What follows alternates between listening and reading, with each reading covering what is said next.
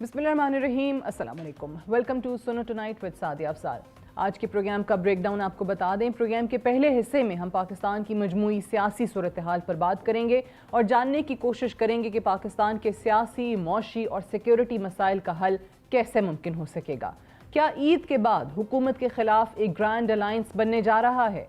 Programme का दूसरा हिस्सा हमारा एडिटोरियल होगा, जिसमें हम आपको बताएंगे कि भारत ट्रंप की टैरिफ पॉलिसीज के सामने क्यों बेबस है। आज 50वां यौम पाकिस्तान जोशो खरोश से मनाया गया। सदर पाकिस्तान आसिफ अली जरदारी और वज़ीर आज़म शहबाज शरीफ ने कौम को मुबारकबाद पेश करते हुए फ़ौज पाकिस्तान की कुर्बानियों को खराज तहसीन पेश किया। फितना, खवारिज और दहशतगर्द तंजीमों के नापाक अज़ाइम को नाकाम बनाने की बात की गई। बताया गया कि दहशतगर्दी के नासूर के खात्मे के लिए कौम अफवाज पाकिस्तान के शाना बशाना खड़ी है। मुस्तकबिल के अहम चैलेंजेस, जिनमें 5th जनरेशन वॉरफेयर भी शामिल है, उनका तस्करा भी हुआ। पाकिस्तान की मईशत की बेहतरी की भी बात की गई। लेकिन आज के दिन के हवाले से बयानात से हटकर अगर हम मुल्क की सियासी सूरत हाल की बात करें तो अपोजिशन जमातें आज भी हुकूमत के खिलाफ सफारा हो रही हैं। प्लान किया जा रहा है कि हुकूमत के खिलाफ एहतजाजी तहरीक कैसे चलानी है। तहरीक इंसाफ और जमीयत उलमा इस्लाम के माबैन फासले कम होते दिखाई दे रहे हैं, जो इस बात की वाज़ेह दलील है कि अपोजिशन जमातें हुकूमत के खिलाफ एक ग्रैंड अलायंस बनाने के आखिरी मराहिल में दाखिल हो चुकी हैं। गुज़श्ता रोज़ मौलाना फजल रहमान ने बात करते हुए कहा था कि ईद के बाद JUI ने जनरल काउंसिल का इजलास बुलाया है। जनरल काउंसिल में मुस्तकबिल की पॉलिसियाँ क्या होंगी तय किया जाएगा। पाकिस्तान तहरीक इंसाफ के साथ कुर्बत के हवाले से बात करते हुए मौलाना का कहना था कि ताल्लुक एतदाल की तरफ आ रहा है और रवैयों में नरमी आ रही है। जबकि इलेक्शन के हवाले से उनका कहना था कि मुझे इलेक्शन के नताइज तस्लीम नहीं, हम मुस्लिम लीग नून के मैंडेट को तस्लीम नहीं कर रहे। खैबर पख्तूनख्वा में भी मैंडेट अवामी नहीं है, ये भी बनाया गया मैंडेट है। साबिक वज़ीर आज़म नवाज शरीफ के हवाले से बात करते हुए मौलाना का कहना था कि तवक्को रखी जाती है कि बड़े होने के नाते वो ऐसा किरदार अदा करें कि मसाइल हल हों। वो सीन से बिल्कुल गायब हो गए हैं। एक तरफ मौलाना फजल रहमान तहरीक इंसाफ के साथ मिलकर हुकूमत मुखालिफ इत्तेहाद की तैयारियों में मसरूफ़ और साथ साथ मसाइल के हल की तलाश के लिए मियाँ नवाज शरीफ की तरफ भी देख रहे हैं। आज पाकिस्तान इस मुश्किल सियासी, मौशी और सिक्योरिटी सूरत हाल से कैसे निकल सकता है और मियाँ नवाज शरीफ क्या किरदार अदा कर सकते हैं, इस पर और दीगर चीज़ों पर के लिए हमारे साथ आज मौजूद हैं पाकिस्तान मुस्लिम लीग नून के सीनियर रहनुमा और वफाकी वज़ीर रेलवेज़ हनीफ अब्बासी। बहुत बहुत शुक्रिया अब्बासी साहब, आपने टाइम दिया। मुबारक हो आपको सबसे पहले तो वजारत की। पहले तो बताइएगा कि ये नवाज शरीफ साहब का हमने जिक्र किया है, वहीं से आगाज़ कर लेते हैं। क्या वजह है कि मौलाना साहब जो हैं he looks very unhappy with prime minister? Mohsin Naqvi साहब का भी नाम लेके कहते हैं कि जी इनसे निकलना वज़ीर आज़म के या वज़ीर दाखिला के बस की बात नहीं है। नवाज शरीफ साहब को वो याद कर रहे हैं कि उनको अपना किरदार अदा करना चाहिए। जो मेरा ख्याल है कि एक 3 मरतबा के वज़ीर आज़म, मैं तो कहूँगा 4थी मरतबा के वज़ीर आज़म भी वही हैं, क्योंकि मियाँ शहबाज शरीफ साहब हों, मरीम नवाज साहब हों, उनके लीडर भी नवाज शरीफ साहब, और उनका जो सियासी तदब्बुर है, जो तजर्बा है, वो भी प्राइम मिनिस्टर खुद कहते हैं कि वो बार बार अपनी हर कामयाबी के अंदर नवाज शरीफ साहब का जिक्र करते हैं। तो मैं जो मौलाना फजल रहमान साहब ने बात की है वो ठीक की है, लेकिन एक तरफ जो बात जिस हवाले से उन्होंने बातें की हैं, मेरा नुक्ता नज़र ज़रा डिफरेंट है। देखिए, दुश्मन ने वहाँ गैर एलानिया जंग का आगाज़ किया हुआ है। अब आप ये कहें कि अब अगर मैं नाम लेके बात करूँगा, अब वक्त आ गया कि कौम को ना हम सीधी सीधी बातें करें, ख्वाह वो इंटेलेक्चुअल्स हों आप जैसे, या अपना पॉलिटिशियन हो, या जजेस हों, या कोई भी मकतब फ़िक्र से ताल्लुक़ रखने वाले लोग हों, ट्रेडर्स हों, फेडरेशन के लोग हों, उन्हें अब इस पाकिस्तान के लिए खुल के बात करनी होगी। और खुल के बात ये है कि अगर मारंग बलोच की बात करेंगे, अगर पश्मीन पख्तून की बात करेंगे, तो ये वो लोग हैं जो कोई पख्तूनिस्तान चाहता है और कोई आज़ाद बलूचिस्तान चाहता है। जब यहाँ तक बात चली गई है तो इनके साथ तो बात क्या हो सकती है? जब वो आज़ादी की बात कर रहे हैं उस मुल्क के अंदर, जिस मुल्क के अंदर अल्हम्दुलिल्लाह सारे 25 करोड़ के 25 करोड़ आवाम आज़ाद हैं, अपने ज़ाती मफादात, मज़मूम अज़ाइम को बुरुए कार लाने के लिए गैर मुल्की ताकतों के हाथ खेलते हुए, अभी आप देखें सादिया, पूरा इंडियन मीडिया उठा के देखें, उसको बलूचिस्तान और KPK के अलावा कोई चीज़ नज़र ही नहीं आती। उनको अपनी महरूमी हिंदुस्तान की नज़र नहीं आती, गुर्बत नज़र नहीं आती, वहाँ पे अक़लियतों के साथ जो सलूक किया जाता है वो नज़र नहीं आता, उनका पूरी दुनिया के अंदर जाकर कत्लेआम करना वो उनको नज़र नहीं आता, लेकिन उनको बलूचिस्तान के अंदर तो डेली स्टोरीज आ रही हैं। ये मेरी और आपकी इसलिए अब हमें ये जो काम करना है ना, یہ گڈی گڈی سے کام نہیں چلے گا. ہاں ہم ان لوگوں سے بات چیت کرنے کے لیے تیار ہیں جو پاکستان کی فیڈریشن پہ یقین رکھتے ہیں, اور ان کے لیے میاں نواز شریف صاحب بھی حاضر ہیں, شہباز صاحب بھی حاضر ہیں, اور اسٹیٹ بھی حاضر ہے. لیکن اگر آپ اسٹیٹ کو یہ کہیں کہ ہم بلیک میلنگ کی صورت میں, آپ دیکھیں جب جعفر ایکسپریس پہ حملہ ہوا ہے تو وہی گفتگو پی ٹی آئی کے لوگوں نے کی جو انڈین چینلز نے چلائی, جو انڈین چینلز نے بات کی وہی پی ٹی آئی کے لوگوں نے بات کی. یعنی ہم اپنے اقتدار کی خاطر اپنے ملک کو داؤ پہ لگانے کے لیے تیار بیٹھے ہیں. تو ایسی صورتحال کے اندر فیصلہ ہوا ہے جو میں بھی اس نیشنل سیکیورٹی کے اجلاس میں موجود تھا. فیصلہ یہی ہے کہ ان لوگوں کو, جو لوگ پاکستان کی سالمیت سے کھیلیں گے یا ان کے اعلی کار بنیں گے, ان کا مقابلہ کیا جائے گا, ان کا پیچھا کیا جائے گا. ان کا پیچھا اگر وہ بھاگ کے کسی ملک میں چلے جاتے ہیں وہاں بھی جا کر ان کو ہٹ کیا جائے گا. تو اس کے علاوہ کوئی دوسری راستہ نہیں رہ گیا. پاکستان دیکھیں نا ایک نیوکلیر پاور میں, بار بار آپ کے پروگراموں میں کہتا آیا ہوں, ماڈل وہی ہے جو ماڈل امپلیمنٹ اغیار نے کیا ہے لیبیا کے اوپر, شام کے اوپر, عراق کے اوپر, وہی ماڈل انہوں نے یمن پہ اب شروع کر دیا. یمن, ایران اور پاکستان میں کتنا فاصلہ رہ گیا ہے. تو اب خدا نہ خواستہ جب وہ اس طرف آ رہے ہیں تو انہیں تو پتہ ہے کہ ہم کنونشنل وار کے ذریعے پاکستان کو جیت نہیں سکتے. یہ ہندوستان کو بھی پتہ ہے. ہندوستان نے اپنے 9 قونصل خانے, یہ ہمارے سارے لوگوں کو پتہ ہونا چاہیے. یہ جو ہم پاپولر سیاست کی بات کرتے ہیں, بیانیے کی بات کرتے ہیں, نیریٹو کی بات کرتے ہیں, جھوٹ پر مبنی نیریٹو کی بات کرتے ہیں, پھر اس جھوٹ کو پھیلاتے جاتے ہیں, اور ٹارگٹ کیا ہے؟ صرف ایک انسٹیٹیوشن, ایک فوج.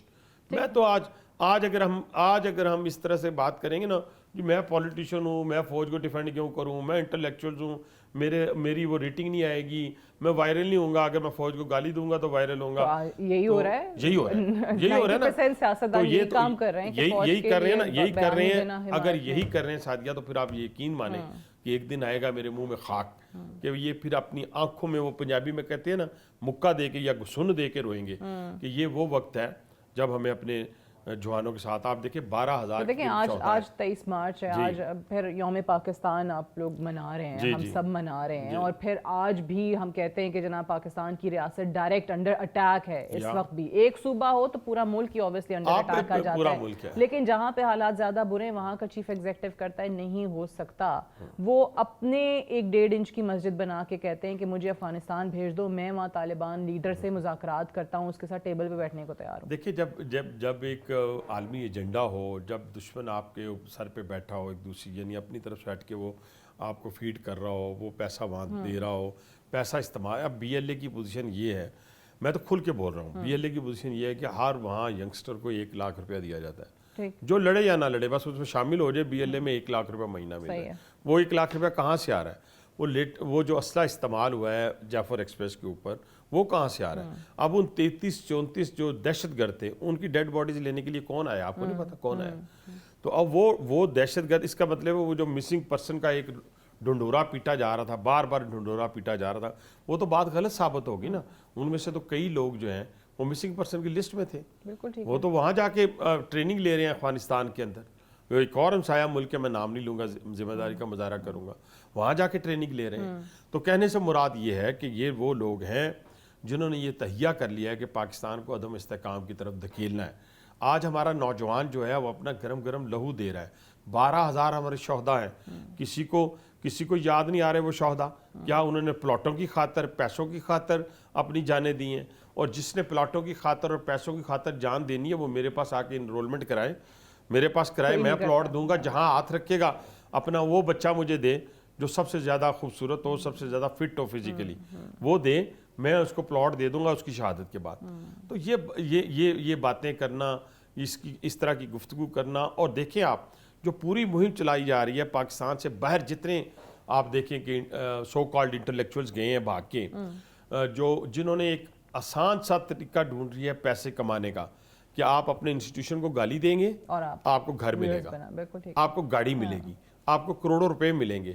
اور ان کے جب یہ دیکھیں کہ اس پاکستان سے انہوں نے نام کمایا, پیسہ کمایا, ان کے پاس تو لاہور جانے کی ٹکٹس نہیں ہوا کرتی تھی, آج ان کے پاس ٹکٹس کیا, اور جو ان کے پاس محلات ہیں دنیا کے اندر, وہ کس کاسٹ پہ ملے ہیں؟ پاکستان کی کاسٹ پہ ملے ہیں. تو کہنے سے مراد یہ ہے کہ ہم سب پوری پاکستانی قوم کو بہت پوٹینشیل ٹارگٹ بھی ہوتے ہیں باقی ایجنسیز کا. Absolutely right. اب پوری پاکستانی قوم کو جاگنا ہوگا. اب اپنے ذاتی اختلافات کو پھر ایک دوسرے کے ساتھ طے کر لیں گے, ایک دوسرے کے ساتھ مقابلہ کر لیں گے, لیکن ہمیں پاکستان کی سالمیت پر کسی قسم کا کمپرومائز نہیں کرنا. فوج کے ساتھ کھڑے ہونا ہے. 12,000 شہداء ہیں, 20,000 ڈسیبل ہیں. وہ کسی کی ماں کا بیٹا نہیں ہے, کسی کی ہماری بہن کا سہاگ نہیں ہے, کسی بہن کا بھائی نہیں ہے, کسی کا باپ نہیں ہے نا. تو آپ مجھے بتائیں, آپ مورال ان کا ڈاؤن, وہ مورال ڈاؤن نہیں ہوگا. ایک جاتا ہے, ماں دوسرے کے لیے تیار ہو جاتی ہے. تو یہ پاکستان کی, لیکن اگر آپ یہی کہتے ہیں کہ میری دکان چلتی رہے, میرا کاروبار چلتا رہے, میری فیکٹری چلتی رہے پاکستان کے اندر, میری نوکری مجھ میں مہربان ہوتی رہے, لیکن میں اپنے ان نوجوانوں کے پیچھے کھڑا نہ ہوں, تو وہ آپ والی بات میں سیکنڈ کرنے لگا ہوں. پھر آپ بات کیجئے گا کہ پھر زیادہ دور نہیں ہے, پھر نہ کے پی کے دور ہے, نہ بلوچستان دور ہے. اگر ڈیرہ اسماعیل خان کے اندر یہ ایکٹیویٹیز ہو سکتی ہیں, اگر ہری پور مانسیرا کے اندر ہو سکتی ہیں, تو راولپنڈی اسلام آباد میں بھی ہو سکتی ہے. پر دیکھیں آپ کی بات بالکل درست ہے, لیکن اگر جو اطلاعات آتی ہیں میڈیا میں, کہیں نہ کہیں سے تو کوئی نہ کوئی چیز پہنچ ہی جاتی ہے نا. اور جب خود گھنڈا پور صاحب یہ کہہ رہے ہوں کہ جناب پتہ نہیں کتنے ہزار لوگ جو ہیں وہ آ چکے ہیں افغانستان سے دہشت گرد, اور مزید بھی تیار ہیں, اور کیوں کاروائی سے دریغ کر رہے ہیں کہ جو ان کا حال پیپلز پارٹی والا ANC والا نہ ہو. جی اب میں اس کو سیکنڈ, اب آپ نے بڑا اچھا پوائنٹ ریز کیا ہے. دیکھیں پہلی بات تو یہ ہے کہ وہ 45,000 دہشت گردوں کو پاکستان میں کس نے بسایا. وہ بانی PTI کی ویڈیوز موجود ہیں, انہوں نے خود ان کو ڈیفینڈ کیا, یہ پاکستانی ہیں, یہ ہمارے لوگ ہیں, یہ چلے گئے تھے, ان کو واپس لے کے آنا ہے. وہ 45,000 یہاں پہ آئے دہشت گرد, اس کے بعد ان کو یہ محفوظ پناہ گاہیں ملیں. اور دوسری بات جو یہ کہا گیا کہ جی اب آپ دیکھیں جی کہ یہ جو لوگ ہیں, ابھی جس شخص کا چیف ایگزیکٹو کا آپ نے نام لیا ہے, انہوں نے خود ایک اعلیٰ پولیس افسر کو کہا کہ آپ اپنا ہاتھ کھلا رکھیں. یہ بالکل 200% بات ٹھیک ہے. ہمیں اپنا حال جو ہے ANP جیسا نہیں کرنا, ٹھیک ہے جی.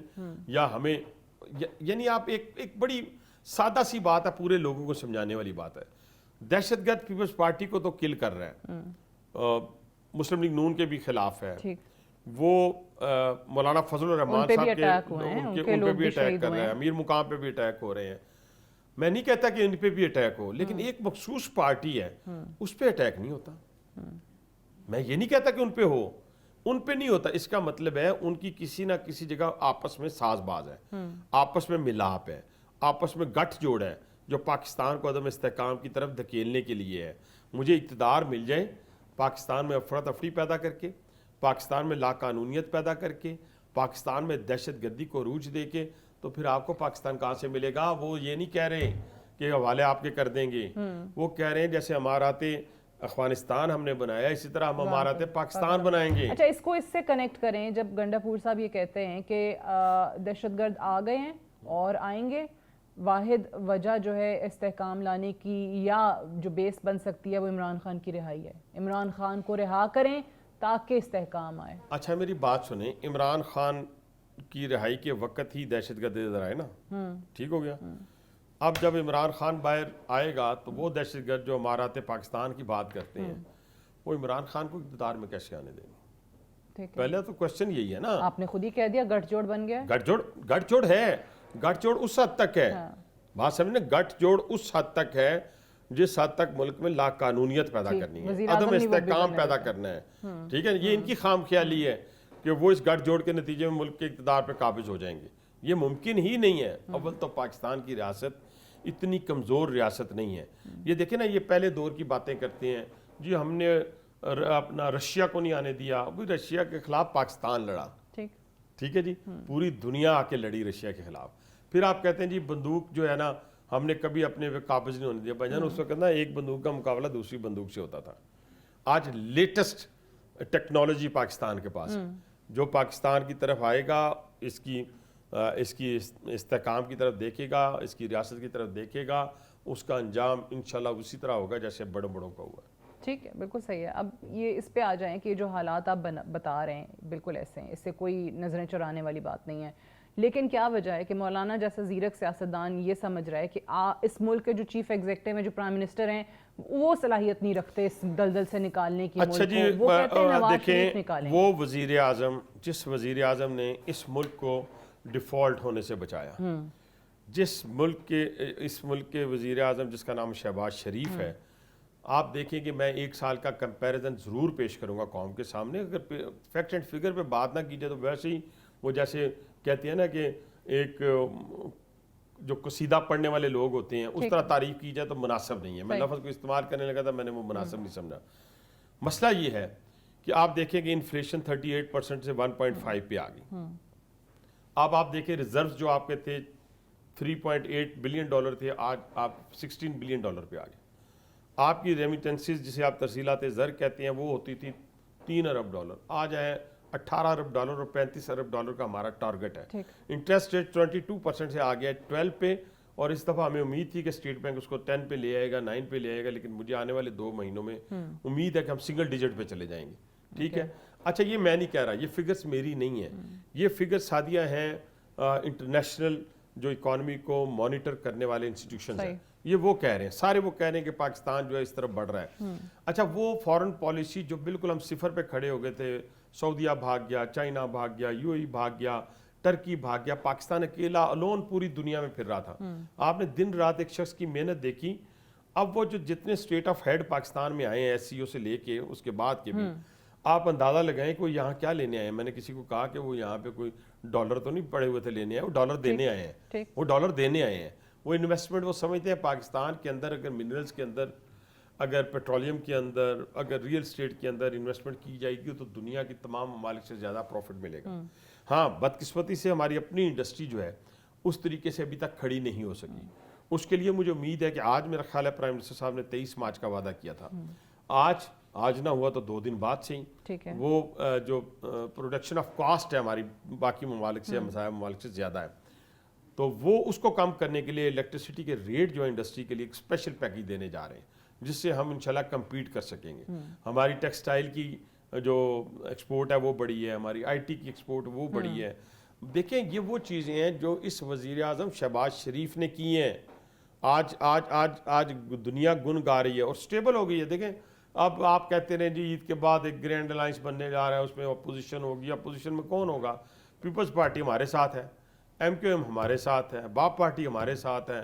اگر مولانا فضل الرحمان صاحب بھی انشاءاللہ تعالیٰ، اللہ تعالیٰ نے انہیں عقل بھی دی ہوئی ہے، شعور بھی دیا ہوا ہے، مجھے ان سے امیدیں بھی بہت ہیں، میرے وہ بزرگ بھی ہیں، وہ کبھی بھی ایسے شخص کے پاس نہیں جائیں گے جو انپریڈکٹیبل ہو. یعنی اس کے بارے میں کہا ہی نہیں جا سکتا کہ آج مولانا کو جتنی گفتگو مولانا کے بارے میں اس نے کی ہے، آپ یقین مانیں کہ میں نہیں سمجھتا کہ مولانا کی پوری تاریخ، پوری ان کے والد صاحب سے لے کے کوئی ہسٹری ہو کہ کسی نے اتنی گفتگو کی ہو، اتنی ان کی عزت کو اچھالا ہو، ان کا مذاق اڑایا ہو. کسی نے نہیں اڑایا. اور وہ بھی سمجھتے ہیں کہ ابھی بھی جب وہ دوبارہ ہمارے ساتھ، آپ کو یاد ہوگا مذاکرات میں PTI آئی تو کیا مولانا سے پوچھ کے آئی تھی؟ کیا مولانا سے پوچھ کے ہمارے پاس آئے تھے؟ ٹرسٹ ڈیفیسٹ ہے دونوں پارٹیوں کا. مولانا بھی اپنا ایک مولانا کا مسئلہ یہ، مولانا کا جو مسئلہ ہے نا وہ تھوڑا سا میں سمجھتا ہوں، کیونکہ میرے لیے، میں بار بار کہہ رہا ہوں، میرے لیے بڑے قابل احترام ہے، میرے لیڈر آف دی اپوزیشن بھی رہے ہیں اور اب بھی ہمارے ساتھ ہی ہیں. مسئلہ یہ ہے کہ لڑائی ہمارے ساتھ نہیں ہے مولانا کی، لڑائی ان کے KPK کے اندر جو ڈاکہ پڑا ہے نا جی، وہ ڈاکہ ڈالا گیا ہے، وہ ان کا مینڈیٹ چھینا گیا ہے، PTI نے چھینا ہے، ہم نے نہیں چھینا. ٹھیک ہے. تو بس اس کا فیصلہ مولانا نے کرنا ہے. تو شاید وہاں سے آفر آ گئی ہو نا مولانا کو، تبھی مولانا کہہ رہے ہیں کہ چیزیں عید کے بعد اور بہتر ہو جائیں گی. میرا نہیں خیال یہ ویسی گفتگو ہے، یہ ویسی ہی گفتگو ہے جیسے ہر بندے کو اپنے پولیٹیکل ورکر کو انٹیکٹ رکھنے کے لیے کی جاتی ہے، اس طرح کی جا رہی ہے.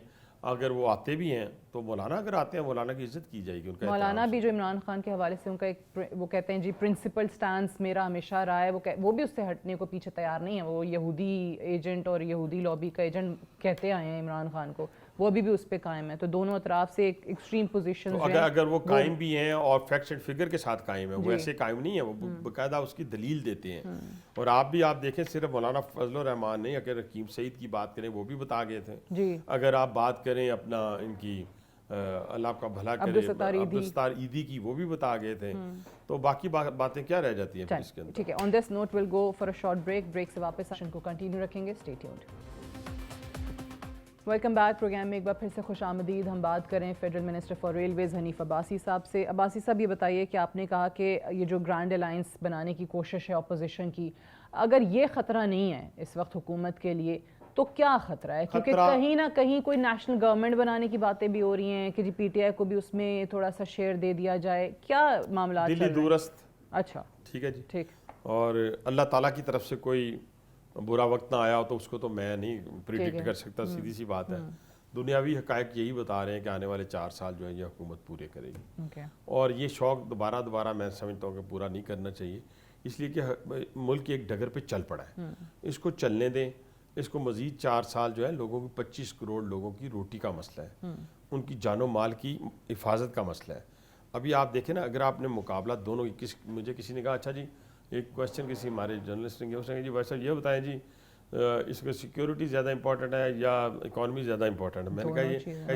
میں نے کہا بھائی نہ اکانومی کے بغیر آپ کھانا کھا سکتے ہیں تو نہ سیکیورٹی کے بغیر اپنی عزت محفوظ رکھ سکتے ہیں. تو دونوں کی چوائس آپ کر سکتے ہیں, نہیں کر سکتے, دونوں لازم و ملزوم ہیں.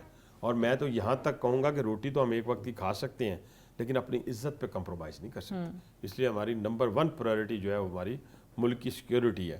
اگر یہ سیکیورٹی پرائرٹی نہ ہوتی سعدیہ, تو آپ کو یاد ہوگا جو 2010 میں میرا خیال سوات آپریشن ہوا تھا, اور وہ سوات آپریشن کی بہت ساری وجوہات تھی جو بار بار میں بیان کر چکا ہوں, یہاں بیان کرنے کی ضرورت نہیں ہے. تو اس پہ ہماری عزت محفوظ نہیں رہی تھی, ہمارا مال محفوظ نہیں رہا تھا, ہماری جان محفوظ نہیں رہی تھی. اس پہ پھر وہ ایکشن لیا گیا تھا, اور اس نتیجے کے اندر آپ دیکھیں کہ بہت سارے نوجوانوں نے اپنا گرم خون دیا تھا. تو آج پھر ایک دفعہ دشمن جو ہے وہ اربوں ڈالر انویسٹ کر چکا ہے. یہ جو جعفر ایکسپریس کے اوپر حملہ ہوا ہے, اب آپ دیکھیں نا, انڈیا کا چینل کہہ رہا ہے جی 200 تابوت 250 تابوت, اور حقیقی معنوں میں آپ کو بتاؤں, خود میں ریلوے کا وزیر تھا, میں بھی ایک منٹ سے آگاہی حاصل کر رہا تھا. جب مجھے پتہ چلا کہ 9 سوئسائڈر ہیں تو میں نے کہا ایک بھی پھٹ گیا تو 100 تو گئے, سیدھی سی بات ہے. اور میں ساری رات جاگتا رہا, یہ میں کسی کو بتانے کے لیے نہیں, یا میں نے تو آج آپ کے پروگرام میں یہ انکشاف کیا, اور مجھے پل پل کی خبر آ رہی تھی. تو میں سوچتا تھا اگر 9 میں سے آدھے بھی پھٹ گئے تو میرے لوگ کہاں جائیں گے؟ پھر داد نہیں دینی چاہیے ان لوگوں کو. ان ایک بھی نہیں پھٹنے دیا اس کمانڈوز نے. دیکھیں پوری دنیا نے اس حملے کی مذمت کی. کس نے کی؟ اقوام متحدہ نے, امریکہ نے, چائنا نے, ٹرکی نے, یورپی یونین نے. نہیں کی تو کس نے نہیں کی؟ بانی پی ٹی آئی کے گماشتے یا جو بھی ان کو آپ لفظ استعمال کر لیں, انہوں نے نہیں کی. انہوں نے بیٹھ کر اس کا چسکا لیا اور کہا یہ 200 تابوت, انڈیا کی زبان بولی. اور میں کہتا ہوں ایک ڈیتھ بھی جو ہے اس کی کوئی قیمت نہیں ہے. لیکن آپ کو پتا ہوگا فورسز کے جانے سے پہلے 26-27 لوگ انہوں نے شہید کر دیے, اور جن میں میکسیمم ہمارے آرم پرسنز لوگ ہیں, وہ لوگ ہیں, فورسز کے لوگ ہیں. لیکن جب وہ پہنچتے ہیں اس کے بعد جو حکمت عملی اپنائی ہے ان لوگوں نے پوری دنیا اس پہ اسٹڈی شروع کر دی ہے کہ 9 سوئسائڈر کو قابو کیسے کیا گیا, 400 بندوں کے درمیان میں کیسے قابو کیا گیا. اب اس پہ اسٹڈی ہونی شروع ہو گئی ہے. امریکہ نے فون کیے ہیں, چائنا نے فون کیے ہیں کہ اس کو قابو کیسے کیا گیا, کیا حکمت عملی تھی, کیا یعنی ہمیں اپنی فورسز کے اوپر پراؤڈ فیل کرنے کی بجائے, اس کے بیک پہ کھڑے ہونے کی بجائے ہم اغیار کی زبان بول رہے ہیں. ایسے لوگوں کو میں پاکستانی نہیں مانتا. لیکن ابھی ان کا پروپیگنڈا چلیں یہاں پہ سوشل میڈیا کی حد تک آپ کہہ سکتے ہیں کافی حد تک کنٹرول ہو گیا ہے, لیکن جو باہر سے بیٹھے ہوئے لوگ ہیں, اور صرف یہ نہیں ہے کہ وہ پاکستان کی آڈینس کی کنزمپشن کے لیے وہ سوشل میڈیا پروپیگنڈا کر رہے ہیں, وہاں بیٹھ کے اس پروپیگنڈا کے تھرو, اس کیمپین کے تھرو جو ان کے لوگوں کو اٹریکٹ کیا جا رہا ہے اور ہیومن رائٹس وائلیشن قرار دے کے یہاں پر ان کو کہا جا رہا ہے کہ جی ایکشن لیں, G P S plus status Pakistan کو نہیں ہونا چاہیے. دیکھیں نا, اب یہی ہیومن رائٹس کی اگر بات کریں تو کیا فلسطین میں ہیومن رائٹس نہیں ہیں پامال ہو رہے ہیں؟ کیا کشمیر کے اندر کیا کبھی انہوں نے کہے نا, یہ جتنے لوگ بیٹھے ہوئے باہر جو پاکستانی اپنے آپ کو کہلاتے تھے, اب تو میں مانتا ہی نہیں ان کو, جو پاکستان کی سالمیت پہ حملہ آور ہو رہے ہیں وہ پاکستانی نہیں ہیں, بے شک یہاں کے اوریجن ہو. اب آپ دیکھیں ان سے کہیں وہاں بیٹھ کے نا, امریکہ میں بیٹھ کے, یو کے میں بیٹھ کے, یورپین یونین میں بیٹھ کے وہ غزہ کے مسلمانوں کی بات کریں نا, وہ کشمیر کے مسلمانوں کی بات کریں نا, کر کے دکھائیں. نہیں کر رہے نا. وہاں ہیومن رائٹس کہاں پہ ہیں؟ وہاں یہاں پہ کون سے 40,000 45,000 لوگ ہم نے مار دیے, کون سے مارے ہیں؟ کہنے سے مراد یہ ہے کہ یہ ایک پورا پروپیگنڈا ہے, پوری پلاننگ ہے. اس پلاننگ کو آپ نے ڈیفیوز کرنا ہے سعدیہ. آپ نے بھی اب دیکھیں نا میرا بھی دل چاہتا ہے کہ میں ایسی پاپولر بات کروں کہ بس سارا دن ٹی وی پہ وہی چلتی رہے میری، لیکن میں بڑی احتیاط سے کام لے رہا ہوں. میں اپنے دشمنوں کی بات بھی کر رہا ہوں تو بڑے احتیاط سے بات کی، ایک ذمہ دار کی حیثیت سے بات کر رہا ہوں. لیکن یہ ایویڈنس آ چکے ہیں ہمارے پاس، یہ ایویڈنس آ چکے ہیں کہ اس اٹیک کے اوپر جو ویپن ملا ہے وہ کہاں کے ویپن تھے. یہ افغانستان کے اندر سے کیسے، اب دیکھیں 16 پچھلے 3 مہینوں میں یا 6 مہینوں کا بتا رہے تھے، مجھے ایگزیکٹ یاد نہیں، 16 سوئسائڈر پھٹے ہیں جن میں سے 12 جو ہے افغان نیشنل ہیں. آپ اندازہ لگائیں. اور افغانستان کی سرحدیں باقی 5 ممالک سے ملتی ہیں باؤنڈریز، جس میں ازبکستان ہے، تاجکستان ہے، ایران ہے. وہاں کوئی ویزے کے بغیر افغانی جا سکتا ہے؟ یہ ہمارے ملک میں ہی کیوں آپ ویزے کے بغیر آ سکتے ہیں؟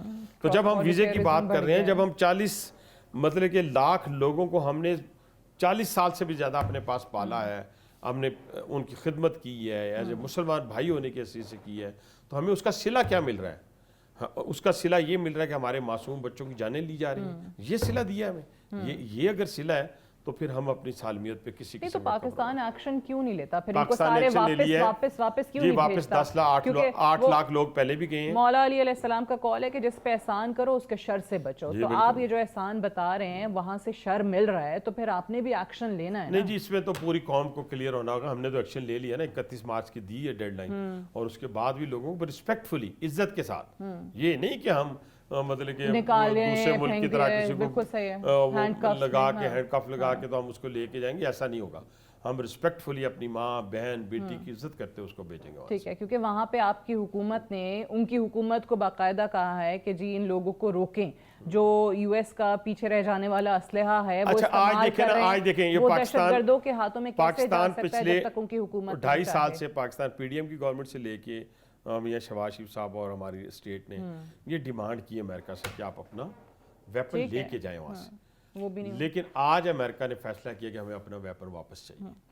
بٹ یہ بھی this also doesn't make sense نا کہ یو ایس جیسا ملک جو ہے وہ ایسے ہی اسلحہ چھوڑ کے چلا جائے. میں یہ نہیں کہتا، اس میں تھوڑا سا یہ کہوں گا کہ اس وقت کے جو ان کے ہائی آفیشلز تھے، ان کے ہیڈ آف اسٹیٹ تھے، ان کی پالیسی شاید بھاگتے ہوئے انہیں سمجھ ہی نہیں آئی کرنا کیا ہے. وہ آپ کو پتہ ہے چلتے چلتے گر جاتے تھے. تو شاید اب جو آنے والا بندہ ہے اس نے ڈیسائیڈ کی ہے، ہمیں زیادہ خوش فہمی میں نہیں رہنا چاہیے. لیکن وہ کیسے واپس کریں گے؟ وہ آلریڈی افغان حکومت کے پاس وہ 2 ہی طریقے ہیں. دیکھیں ساتھیہ 2 طریقے کار ہیں. دیکھیں نا، آرام سے تو افغانستان نہیں کہے گا نا کہ آپ اپنا، لیکن جب انہوں نے اپنا ایک امریکن مانگا ہے تو افغانستان نے دے نہیں دیا، آدھے گھنٹے میں دیا ہے. ٹھیک ہے، چلیں دیکھتے ہیں. اچھا، کچھ آپ کی وزارت کے حوالے سے بھی بات کر لیتے ہیں. آپ نے کہا کہ جیسے ہی آپ وزیر بنے یہ انفارچونیٹ ایک انسیڈنٹ ہو گیا، لیکن ادروائز بھی ناٹ ٹو بلیم یو، کیونکہ آپ نے تو ابھی چارج سنبھالا ہے. ہم ریلویز کی جو حالت دیکھ رہے ہیں پچھلے 5 سالوں میں، اگر اسٹیٹسٹکس دیکھیں 537 انسیڈنٹس ہوئے ہیں، ایکسیڈنٹس جو ہیں، ٹرین ایکسیڈنٹس ہیں، آن این ایوریج 107 ایکسیڈنٹس. میں آپ کو تھوڑا سا بتا دوں، اور میں سمجھتا ہوں کہ یہ بہت بڑا چیلنج ہے جس کا مجھے ذمہ داری دی گئی ہے. میں اس کو کوئی اس طرح it's not an easy ministry, مطلب اس میں آپ یہ سمجھیں کہ میں نے وہاں جا کے میں 15 دن کے اندر نا میں نے 3-4 چیزوں کا ذکر کیا. میں نے میری کسی اسٹیٹمنٹ میں آپ نے یہ نہیں دیکھا ہوگا کہ میں نے ML1 2 3 4 کا ذکر کیا ہو، یا میں نے کہا ہو صبح میں نے کسی ٹرین کو کہا نئی ٹرین میں نے چلا دی ہے. لوگ شبدہ بازی کیا کرتے تھے. آپ کو یاد ہوگا کہ قائد اعظم ٹرین کا نام فاطمہ جناح رکھ کے صبح جناب اسی ٹرین کو نام چینج کر کے صبح. میں ایسا کام نہیں. میں نے آتے 3-4 کام کیے ہیں جن کا میں نے اظہار بھی کیا ہے. ایک تو میں نے کہا پنکچوئلٹی، یعنی جو ٹرین چل رہی ہے، کیونکہ ٹریک میں ایک دم تبدیل نہیں کر سکتا، ٹریک اپنی مدت پوری کر چکا ہے، اور یہ ریلوے کے حکام کو کریڈٹ جاتا ہے کہ اس ٹریک کے اوپر بھی پنکچوئلٹی کے حوالے سے 15 دن ہو گئے ہیں، آپ ٹرینیں جو ہیں، مسافر ٹرینیں جو ہیں وہ ٹھیک چل. اب دوسرا ہوگا فریٹ، مطلب کہ کارگو ٹرینز. اب کارگو ٹرینز کے حوالے سے ہمارے ہاں بالکل کسی قسم کا کوئی رزلٹ نہیں تھا. اب اس کے لیے بھی چیمبر سے ملنا شروع کیا ہے، فیڈریشن سے ملنا شروع کیا ہے.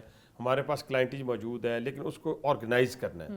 اس کے اوپر میرا دھیان ہے، پنکچوئلٹی کے اوپر، کلیننس کے اوپر، جو کھانا دیا جاتا ہے اس کے اوپر. سگنل جو ہمارا سسٹم ہے وہ بالکل ختم ہو چکا ہے، سیدھی سمپل سی بات ہے. اچھا، سیفٹی کا ہمارا کوئی کسی جگہ سکینر نہیں ہے، اور کئی ہمارے جو اسٹیشنز ہیں وہ بالکل کھلے ہیں، یعنی ان کے اندر جانا ہر دہشت گرد سے لے کے ہر عام آدمی کے لیے آسانی ہے. ان ساروں چیزوں کے اوپر فوکس کیا ہے. دوسرا جو ہماری پیسنجر ٹرین ہے اس نے 2023 میں 39 ارب کمایا ہے، उस 24 में 47 बिलियन और अब मैंने जो टारगेट दिया 55 बिलियन का जून तक, और इसी तरह मैंने कार्गो ट्रेन के भी टारगेट सेट कर दिए। ठीक है। इसके साथ साथ हम चाहते हैं कि प्राइवेट पार्टनरशिप के तहत हम ट्रैक को भी इन्वेस्टर लेके आए, बजाय अपने पास से इन्वेस्ट करने के। इसके अलावा रेलवे के पास बहुत ज़्यादा ज़मीनें हैं, रेलवे को हमने प्राइवेटाइज नहीं करना, ये आप ज़हन में रखें। रेलवे दूसरा पाकिस्तान है, ये हम पैसेंजर ट्रेन प्राइवेटाइज कर देंगे, हम कार्गो ट्रेन प्राइवेटाइज कर देंगे, लेकिन रेलवे पाकिस्तान की पास होगा, ये इसकी ऑनरशिप में होगा। उसके लिए ज़रूरी है कि हमने रिडेम्को एक हमने बनाई है स्टेट डेवलपमेंट का अपना कंपनी, जो हमारी प्राइम जगह हैं, उन जगहों को हम रेलवे की जगहों को हम सेल नहीं कर सकते, ये भी ध्यान में रखें, लेकिन हम प्राइवेट पार्टनरशिप के तहत और जेवी करके, जॉइंट वेंचर करके हम अरबों रुपया जो है वो इकट्ठा कर सकते हैं। अच्छा, रेलवे की पुलिस जो है उसमें हमें आईजी अच्छा मिल गया है, उसको हमने गो हेड दी है और फ्री हैंड दिया है, और किसी किस्म के इन्फ्लुएंस के बगैर कहा है कि आप रेलवे को खड़ा करके दे दें। ठीक है। वजीर आजम जब ये असाइनमेंट दे रहे थे तो उनसे मैंने कहा था कि जब आप पीछे खड़े होंगे तो मैं रेलवे को 3 साल में तब्दील कर दूंगा।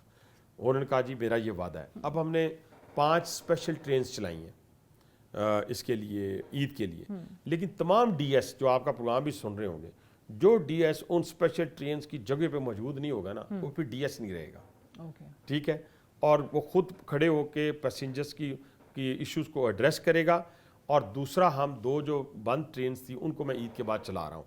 एक हम चला रहे हैं खुशहाल खां खटक ट्रेन पेशावर से कोयटा, और एक हम मूसा पाक जो डेरा गाजी खान तक जाती थी अब मुल्तान तक, अब वो डेरा गाजी खान तक जाएगी। ठीक है। तो ये वो चीज़ें हैं जो एग्जिस्ट करता हुआ मेरा सिस्टम है, मैं उसको अपलिफ्ट करने जा रहा हूँ। और साथ साथ मैं चाहूँगा कि हमें कोई इन्वेस्टर मिले जो इन्वेस्ट करे, और फिर उस पर अपनी, जैसे अभी हमारे एयरपोर्ट है, एयरपोर्ट के ऊपर सिर्फ पीआईए तो नहीं आता ना, मुख्तलिफ अपना आते हैं लोग, जहाज लैंड करते हैं। तो इस तरह क्यों ना हमारी जो पटरी है उसके ऊपर मुख्तलिफ ट्रेनें आके चलें, लोगों को फैसिलिटीज भी मिले, और फिर अपने लोगों की वेलफेयर भी हो, मेरे एम्प्लॉयज की वेलफेयर हो। मैं अपने स्कूलों, मेरे 14 स्कूल हैं रेलवे के और 8 बड़े हॉस्पिटल हैं बड़ी प्राइम जगह के ऊपर, मैं उनको इस तरह अपलिफ्ट करने जा रहा हूँ कि रेलवे का जो एम्प्लॉय है, जो उसका बच्चा है, वो भी क्वालिटी एजुकेशन ले और क्वालिटी उसको हेल्थ की फैसिलिटीज मिले। ये मेरा चलें, अल्लाह करे आपकी वजारत के लिए जो आपका प्लान है वो कोशिशें आपकी रंग लाएं। वार्निंग भी आ गई डीएस के लिए जो आपने कहा ईद के दिनों में मौजूद ना हुए, लोकेशन भेजेंगे वो। ठीक है वासी साहब, thank you so much for joining us on the show. A short break here, stay tuned. अमेरिकी सदर डोनाल्ड ट्रंप का भारत के लिए जारहाना रवैया आज भी बरकरार है। जब जब अमेरिकी सदर टैरिफ पॉलिसीज़ की वजाहत करते हैं तो भारत का जिक्र ज़रूर आता है। रवा हफ्ते एक मरतबा एक इंटरव्यू के दौरान ट्रंप का कहना था कि भारत के साथ हमारे बहुत अच्छे ताल्लुकात हैं, लेकिन भारत के साथ एक मसला है कि वो दुनिया में सबसे ज़्यादा टैरिफ लगाने वाले मुल्कों में से एक है। मुझे यकीन है कि वो शायद अपने टैरिफ को काफ़ी हद तक कम कर रहे होंगे, लेकिन एक बात वाज़ेह है कि 2 अप्रैल को हम उनसे वही टैरिफ वसूल करेंगे जो वो हमसे वसूल करते हैं। अमेरिकी न्यूज़ प्लेटफॉर्म ब्राइटबार्ट न्यूज़ से बात करते हुए अमेरिकी सदर का मज़ीद कहना था कि भारत समेत हमारे बहुत सारे अच्छे ट्रेडिंग पार्टनर्स हैं, लेकिन हम इन पार्टनर्स को अपने साथ बुरा सलूक करने की इजाज़त नहीं दे सकते। बहुत सारे ममालिक जिनके साथ हमारे ताल्लुकात अच्छे नहीं समझे जाते, वो हमारे साथ हमारे इत्तेहादियों की निस्बत ज़्यादा बेहतर सलूक करते हैं। यूरोपीय यूनियन हमारे साथ बहुत बुरा डील करता है, हमारे दीगर इत्तेहादियों को भी समझना चाहिए। मैं उनके लिए भी यही कह सकता हूँ। गुज़श्ता 2 माह से जारी दीगर बयानात की बात की जाए तो ट्रंप बार बार भारत को टैरिफ किंग और तिजारती ताल्लुकात को मनफी अंदाज में इस्तेमाल करने वाला मुल्क करार दे चुके हैं। ट्रंप का भारतीय ट्रेड पॉलिसी के खिलाफ आवाज़ उठाने की एक अहम वजह आदाद व शुमार है जो भारत के हक में नहीं जाते। अगर हम वर्ल्ड ट्रेड ऑर्गेनाइजेशन के फराहम करदा आदाद व शुमार को देखें तो भारत दुनिया में सबसे ज़्यादा टैरिफ का निफाज करने वाला मुल्क है। अमेरिका का औसत टैरिफ 2.2%, चीन का 3% और जापान का 1.7% है, जबकि आलमी तिजारती इदारे की रिपोर्ट के मुताबिक भारत का औसत टैरिफ 12% है, जो किसी भी मुल्क के मुकाबले में सबसे ज़्यादा है। अमेरिकी सदर ट्रंप के भारतीय ट्रेड पॉलिसीज़ पर बयानात दिल्ली के लिए दर्द सर बन चुके हैं। یہی وجہ ہے کہ آج ایک طویل مدت بعد بھارتی معاشی پالیسی میکر سر جوڑ کر بیٹھے ہیں اور سوچ بچار میں مصروف ہیں کہ ٹرمپ کی ٹیرف پالیسیز کے نتیجے میں بھارت کی معیشت کو کس انداز میں بہتر سمت ڈھالا جا سکتا ہے۔ بھارتی وزیر اعظم نریندر مودی کے دورہ امریکہ کے بعد بھارتی کامرس وزیر پیوش گویل نے بھی امریکہ کے 2 اہم دورے کر کے دیکھ لیے، لیکن ابھی تک بھارت اور امریکہ کے مابین ٹریڈ کا معاہدہ ممکن نہ ہو سکا۔ آج بھی امریکی صدر ڈونلڈ ٹرمپ کی 2 اپریل سے شروع ہونے والے ریسیپریکل ٹیرف کی دھمکی اپنی جگہ برقرار ہے۔ امریکی صدر کی ٹیرف پالیسیز کی بدولت جہاں عالمی تجارت بحران کا شکار ہے، وہیں بھارت بھی اپنے آپ کو ایک اور دہرائے پر دیکھ رہا ہے۔ India finds itself at crossroads۔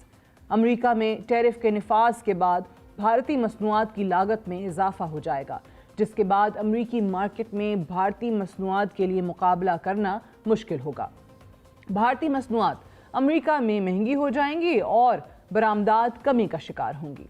بھارتی تجزیاتی ادارے سٹی ریسرچ کی رپورٹ کے مطابق امریکی ریسیپریکل ٹیرف کے نتیجے میں بھارت کو تقریباً $7 بلین کا سالانہ نقصان ہوگا۔ اہم سیکٹرز میں کیمیکلز، میٹلز، فارماسیوٹیکل، آٹوموبائلز اور زرعی سیکٹر سب سے زیادہ متاثر ہونے والے سیکٹرز میں شامل ہیں۔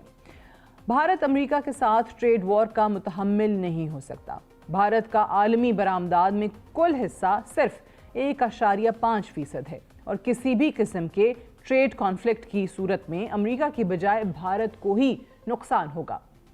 بھارت کے پاس ٹیرف کم کرنے کے سوا دوسرا کوئی آپشن دستیاب نہیں ہے، جس کے بعد بھارت میں انڈسٹری کی بندش، بے روزگاری میں اضافہ، برآمدات میں کمی اور درآمدات میں اضافہ، یہ وہ عوامل ہیں جس کا مودی سرکار کو سامنا کرنا پڑے گا۔ گزشتہ 2 دہائیوں کی تجارتی پالیسی بھارت کے حق میں جاتی تھی۔ امریکہ کی طرف سے بھارت کو بہت ساری مصنوعات پر ڈیوٹی فری ایکسیس بھی میسر تھا، لیکن اب بزنس ایز یوزول نہیں چلنے والا۔ 1991 کے بھارتی معاشی بحران کے 34 برس بعد بھارت کے لیے ایک نیا معاشی بحران کھڑا ہو چکا ہے اور بھارتی معاشی ماہرین کے پاس کوئی بہتر لاہ عمل موجود نہیں۔ مودی کی ٹرمپ کے ساتھ دوستی آج کسی کام کی نہیں رہی۔ ٹرمپ 2.0 مودی 3.0 کے لیے ایک نائٹ میئر سے کم نہیں۔ That's all for tonight. Good night and Allah Hafiz.